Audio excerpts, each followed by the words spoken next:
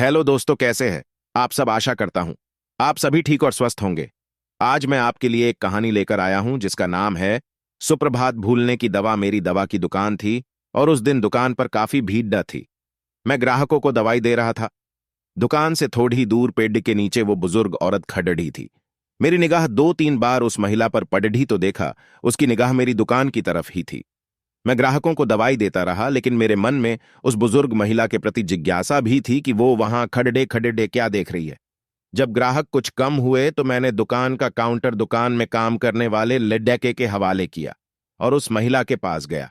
मैंने पूछा, क्या हुआ माता जी, कुछ चाहिए आपको?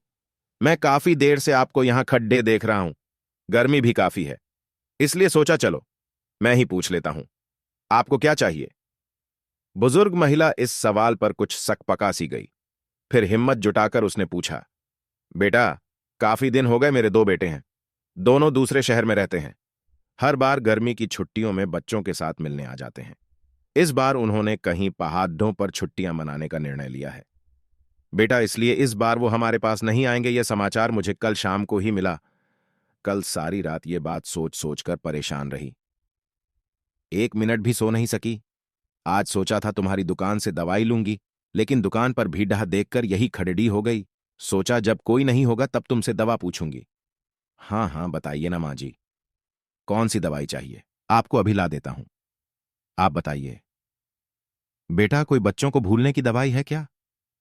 अगर है तो ला दे बेटा, भगवान तुम्हारा भला करेगा। इससे आगे के शब्द सुनने की मेरी हिम्मत ना थी। मेरे कान सुन्न हो चुके थे।